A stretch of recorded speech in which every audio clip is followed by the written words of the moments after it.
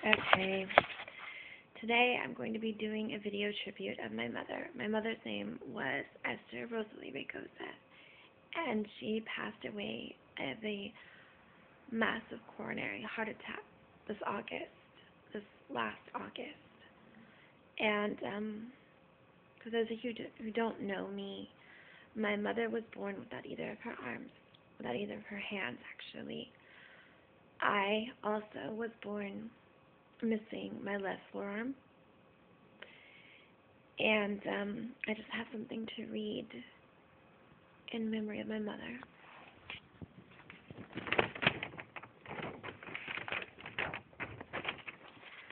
My mother is someone that I have always considered an inspiration to me.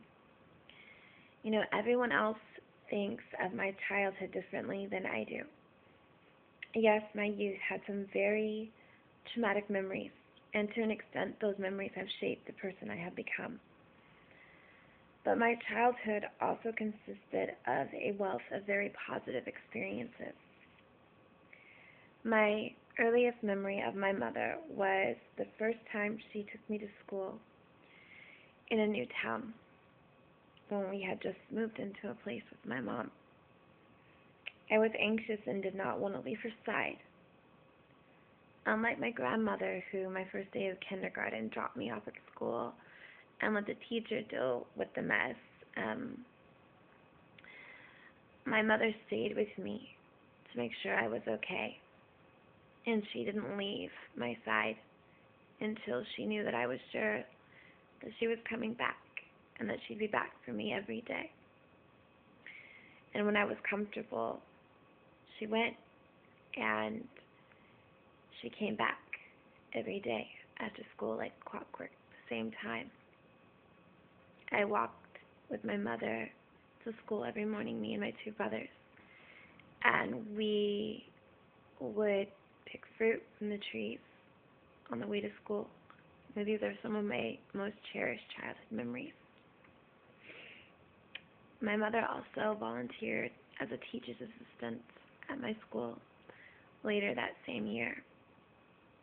And academically, my brothers and myself, we all did very well with my mother helping us. Each of us made Student of the Month at different times that year. And each of us got like straight A's that year and made the honor roll. So it was a very positive experience having my mother serve as a teacher's assistant at my school. Also, the other kids were really very impressed with my mother. I had an opportunity to speak with a woman. I believe she said her name was Ella Callow, and she was an attorney through a program known as Through the Looking Glass, the National Center on Parents with Disabilities and Their Families. And we had an opportunity to speak about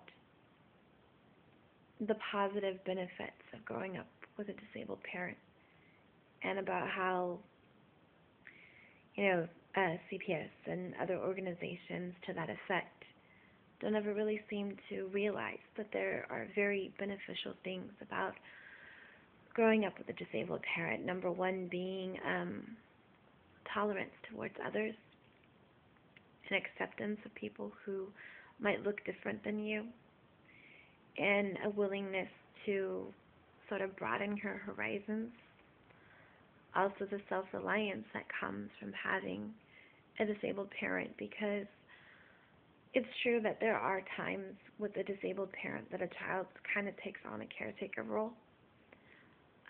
With my mother personally, I took on sort of a caretaker role with her by the time that I was about 16, but it was less due to her physical disability, which did not limit her to any extent. I mean, my mom cooked, she cleaned, she sewed, she did all the quote-unquote normal mom stuff. My mother also happened to be diagnosed with schizophrenia when I was very young, and it was because of the schizophrenia more so than the physical disorder that I sometimes had to act in the capacity almost as a parent to her. But I don't want people to be fooled and think that because my mother was schizophrenic that she was an invalid or anything. My mother was a very, very bright woman, and she was someone very special to me, and will remain someone special to me. Finish reading what I wrote.